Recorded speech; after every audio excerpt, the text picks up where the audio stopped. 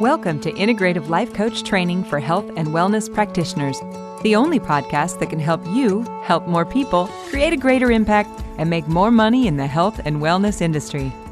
Join Clarity and Confidence Coach Kim Guillory as she teaches you how to integrate your passion to serve with your skills and experience to create a business you love. Let's get started. Hello, my lovely friends. Hanging out after a walk where it's been really, really hot, but the last few days we kind of have the indication of fall coming through. So I spent some time outside with my bare feet in the grass and getting a little bit of vitamin D, some sunshine. My husband thinks I'm crazy laying down outside in the sun. He's like, it's so hot. What are you doing? But, 15, 20, 30 minutes of sunshine every day is really good for the body and soul, for the mind, right? For all parts of us. Anyway, I'm feeling really bright and joyful because I have lots of sunshine absorbed in my skin right now. All right, let's take this down to a little bit heavier topic. We're going to talk about codependency. So last week I talked about empaths. That's something that I talk to a lot of healers. Actually, many people in the healing modalities, whether it's energy work, Reiki, massage therapists, yoga teachers, anyone in the helping modalities has the understanding of some sort of wound or pain or emotional discomfort. We can relate to old traumas and actually healing ourselves or helping ourselves. And knowing the frustration and the pain that we've lived through, we can empathize with other people, and have compassion and understanding. And then we have this deep desire to help them the way we help ourselves. So we'll get that out of the way. And then I want to step into when this gets out of balance. Okay. So there's the desire to help. And then there's this, it feels good to help. And then there's this, I have to help. Okay.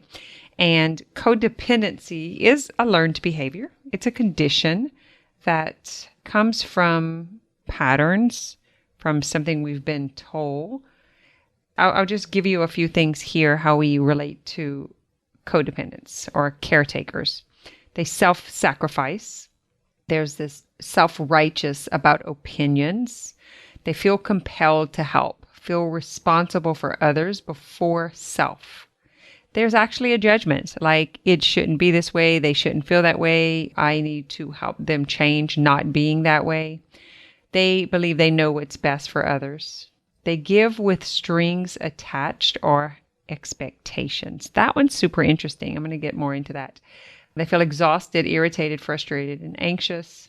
Feel annoyed when advice isn't followed. Like, hey, I told you to do that. I tell you what to do and you're not doing it. Discourages others from independent thinking. They may be pushy and tries to control others. Crosses boundaries. It's actually almost like a condition of non-boundaries. And gives unsolicited advice. So that's just a few things. It's basically this need to help that goes beyond the boundaries, and it steps into this wanting to save, wanting to fix, to be the people pleaser, to make other people feel better, to carry their pain, to help them not feel uncomfortable. And I was talking about empaths, before moving into this, because I don't think it's an interchangeable thing. I think it's a degree. And so you could say that you could be the victim of empathetic behavior, right? Where it crosses the boundaries. And the same thing with, I feel, so I must fix.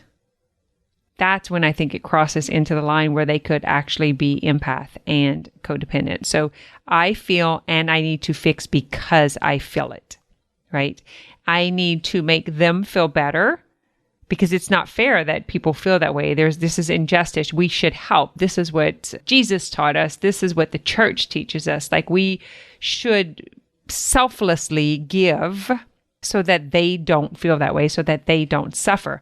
And I think that's where we get into trouble. So the learned behavior is if I don't do it, then this will happen. Like if I don't help them, they will.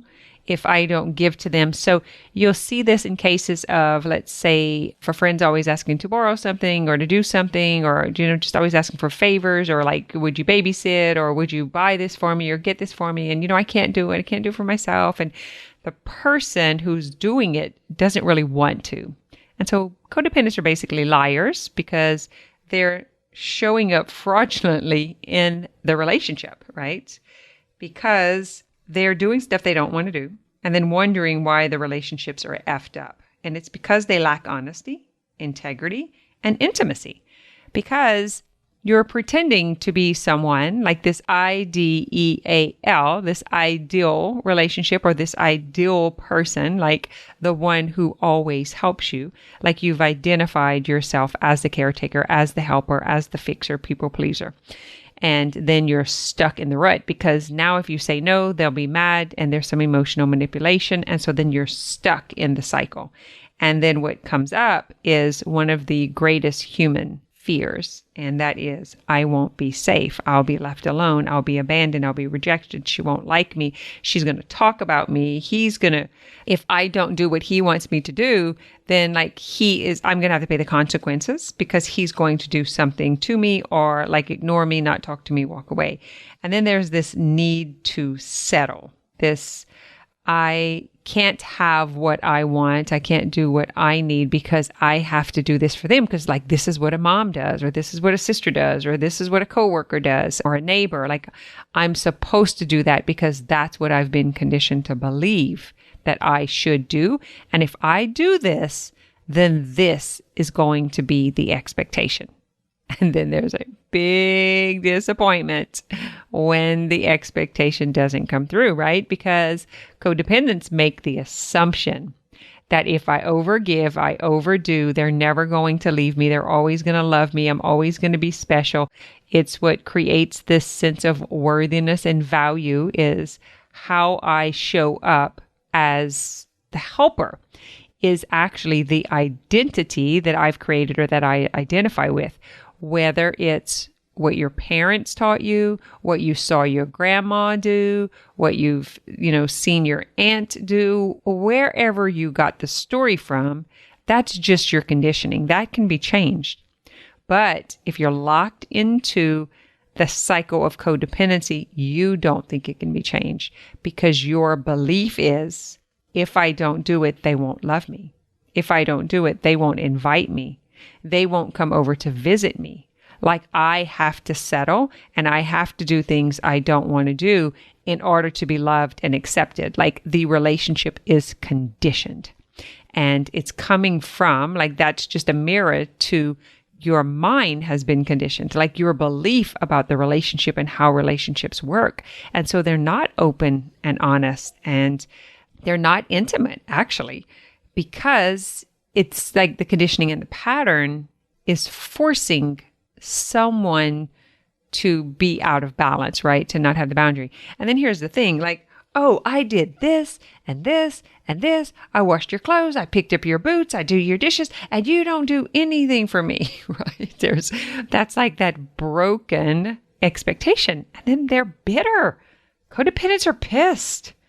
They were they give and give and give. And then they have the assumption that they're going to get back. They're going to be accepted. They're going to be adored, appreciated, respected. And then when they don't get it back, they are like some wasp, man. They are going to sting you. Then because they're not honest, they react to the hurt instead of being direct and being honest and being intimate. What I say is they speak it sideways. In other words, they are always putting out shicks. And by that I mean they'll say sarcastic remarks yeah, she knows what I mean because I said that and I did that. I put that post on Facebook. Yeah, she knows I was talking to her. Yeah, she knows all about that. You'll hear that kind of drama stuff, right?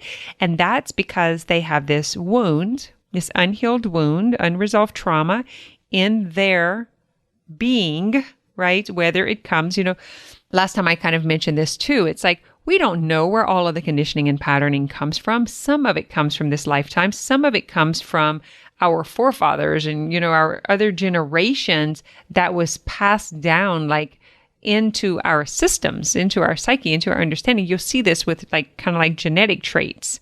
Well, we actually have samskaras and memories that's been passed down. Last time I mentioned the word like past lives. It's not that I have an opinion one way or the other. I can only tell you from doing this work and helping people break beyond these patterns and actually coming into a place of power and control of their life, right? An empowered life where they make their own decisions from a responsible place as a mature adult, right? That's what we're all called to eventually be, some mature adults.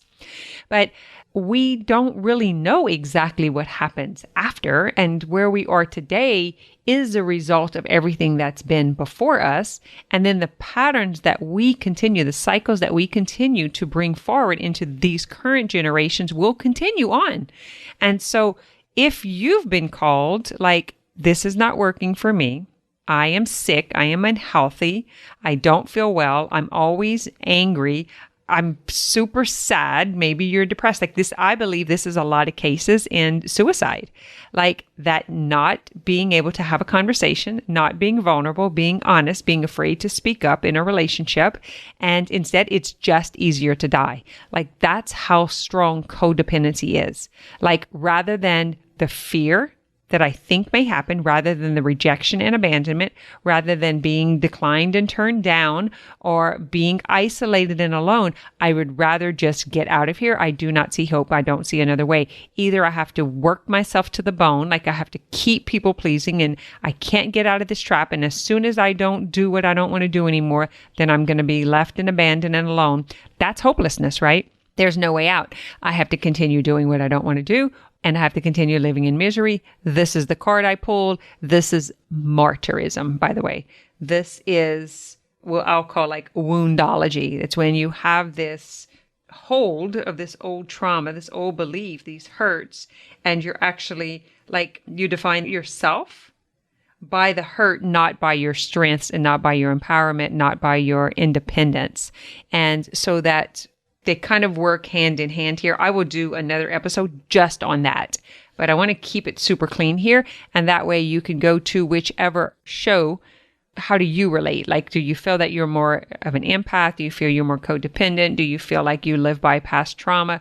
Do you feel like you're trapped into, maybe it's like what I was saying last time with the past lives or the generational patterns that have been passed down from forefathers? Like this is so fascinating. So as a hypnotherapist, when we do regression work and we get into the emotions that are locked in the body in the subconscious, the story like leaves a trail. And as we follow the trail back, we sometimes realize like, whoa, how did you know like what happened at your birth? There are things in utero that come up. There's like fascinating. I don't make this stuff up. And it's not because I was raised with these beliefs. I was raised Catholic. And that's the furthest thing from what we're taught. But I also know lots of teachers of this work, as regression work, as trauma recovery, that have come to the same realization. And they've documented this stuff. And so I've been listening to a lot of this. And there's actually a show on Amazon of a local kid. So I never watch TV, very rarely. I watch a couple things on Netflix if I feel like I need some brain candy. But I walk in the spare room and the TV is on pause. And I'm like, who is in here? And I look at it and it's on Amazon, which I had never ever watched a movie on Amazon, even though I'm a Prime member. And when I clicked on it, the story said Science of a Soul. And I was like, oh, that sounds kind of fascinating. And so I hit play. And one of the first things it said was this 8-year-old in Louisiana. And I was like, what? So I sat down and I listened to it. Y'all, jaw dropped. Like one of the highest profile cases of reincarnation right here, 45 minutes from here. And telling the story, it's like, that's kind of what my clients are telling me. And so anyway, that opened up my mind to realize that we don't know squat. We think we know only because whatever system we were brought up in conditioned us to believe that that's how things were. There's so much more beyond the limitations of the mind. But I'm not here to say what's right and wrong, what it's the fact and what's a thought. I have no idea. I don't recall dying and coming back. Like, I don't know that, right? So I don't have that story to know if it ends. And some people believe that, oh, I'm really going on a tangent here. So let me come back. All right. Codependency is a learned behavior of believing that you have to do things even if you don't want to do them, in order to be loved, accepted, be worthy, be connected, to receive like validation for who you are. And when you think about giving it up, like not being the people pleaser and having structure and being honest, being vulnerable, having like a conscious relationship where you have a conversation about how you really feel. Like you're honest, like, I don't want to do this. This does not feel good to me. Whatever your actual feelings are, like I feel used. I feel like I don't want to do this. I'm angry. I'm resentful. Like I don't like you very much. I think things about you. I ignore you.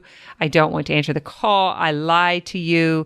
I don't want to do it. And I feel like I'm trapped. And I love you so much that I want to be honest about this and see if we can resolve it, right? That conversation is so super scary in your system, like your physical system, the sensations that go through your body that cause fear.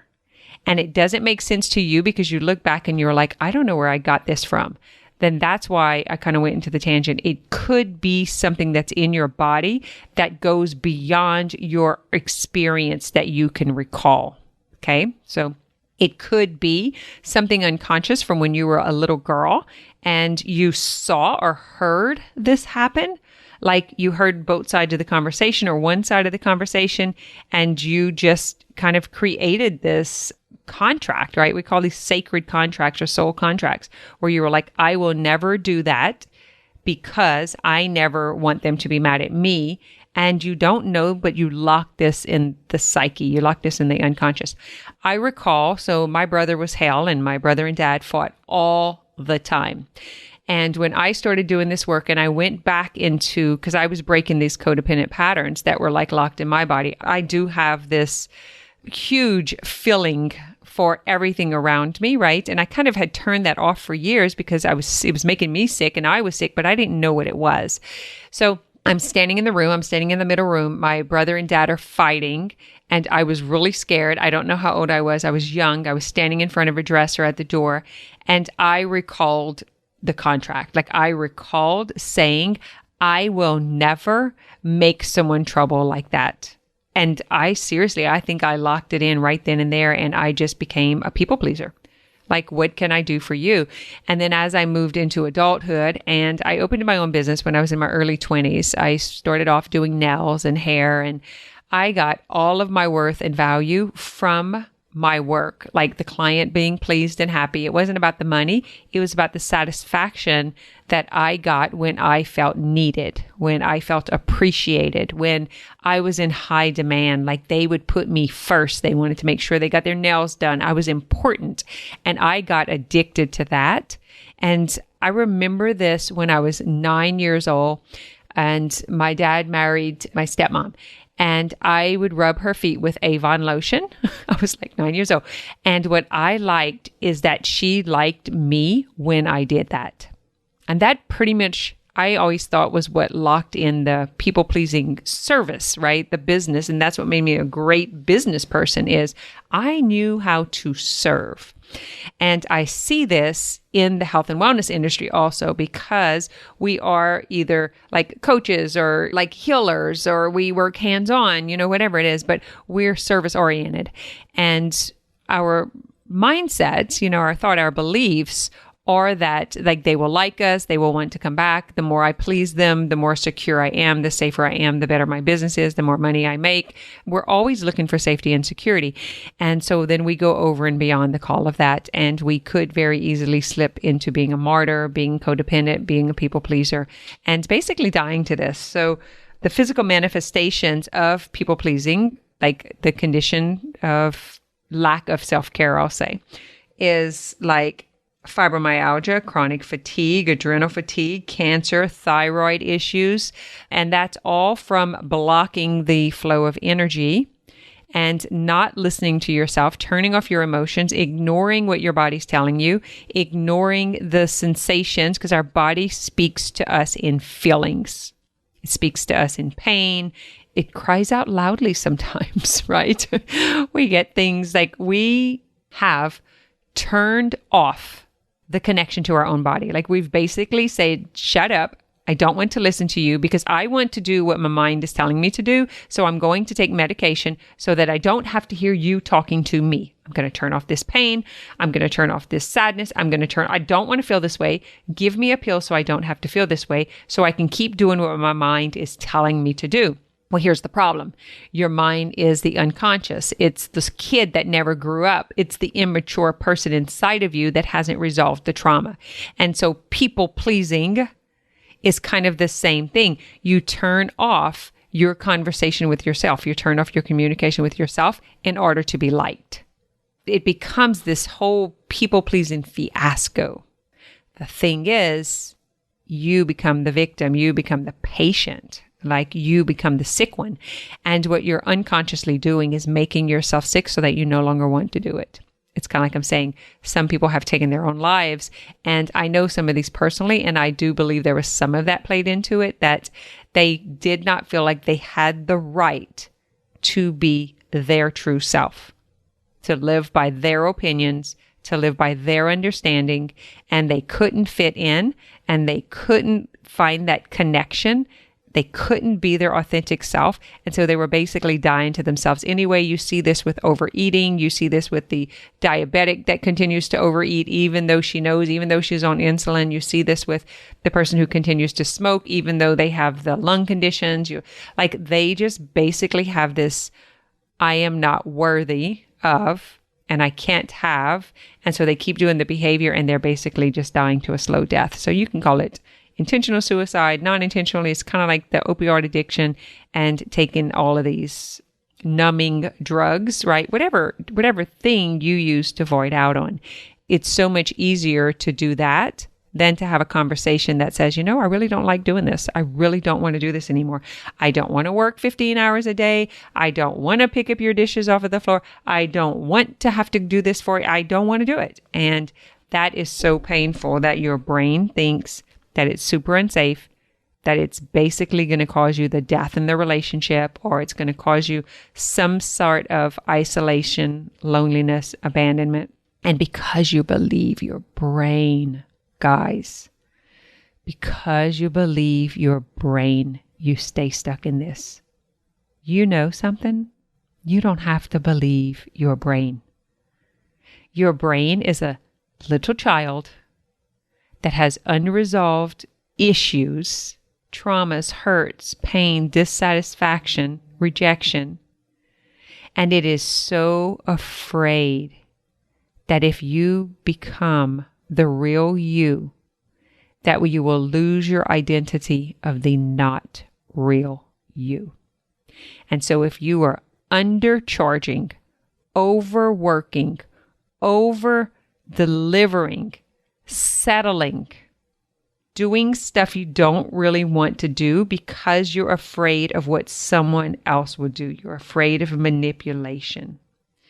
I want you to know something. This is not just about you hurting yourself. You're actually hurting the other person too. So number one, you're not in integrity. You're basically a liar because you're not living your true self. You're not living in your integrity. And even more than that, you're preventing that person from taking responsibility, from dealing with their own emotions, from learning how to be more comfortable in discomfort. You're basically stepping in the way of their maturity, of their developing, their growing up. And you're doing all of this like it's this facade, it's this lie, like it's this story that your mind made up that you have to do all of that stuff in order to be good enough, in order to be loved, in order to be appreciated. And it's basically a lie.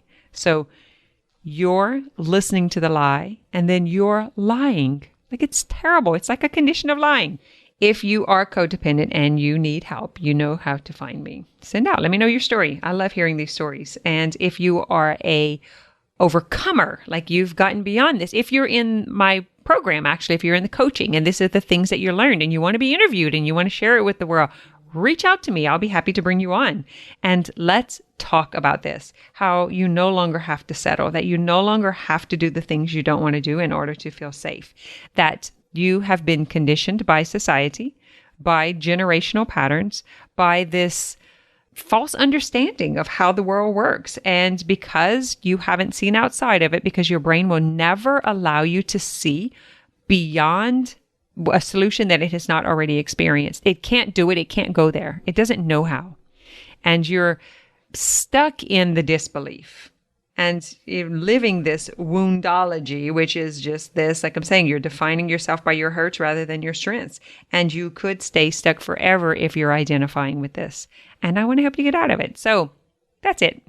I will not overdo, people please, convince, or like, matter of fact, I'm done with the convincing energy. I'm basically just like, hey guys, I got out of all this mess. Do you want to get out of it too? Do you want to create more impact, make more money, have more freedom in your life? Do you want better health, wealth, and relationships? Come on over. That's what I can help you do. Like, the codependency is actually a shadow. And you know, we have contrast, right? So we have shadow, we have light. And the shadow is shame and fear. So when you're noticing that you're in shame, when you're noticing that you're in fear, then investigate. Go in and ask yourself the questions like, why am I feeling fear? Why am I feeling shame? And what is this shadow telling me? You never want to just like get rid of the shadow. We don't throw that in the ditch. We actually use it for information because your body speaks to you and your emotion speaks to you. That's the language of your body in order to help you grow and evolve, right? So we don't want to ignore it. Okay, so until next week, just start watching, noticing, asking questions, or you can send an email and just say, oh my God, I related to everything you're saying. I totally get it. It's like, or yeah, I've totally had to get over that myself because we have a lot of codependence in this world. I know here in the Bible Belt down in the South, we are like, this Southern hospitality is the real deal, guys. Don't dare come here unless you want to be fed and loved, and you might even get your feet rubbed. It's like, we're all about people pleasing down South. All right. Later. Thanks for listening to this episode of Integrative Life Coach Training for Health and Wellness Practitioners. If you're feeling stuck on your journey to mind-body integration, head over to kimguillory.com to download your Stability First meditation today.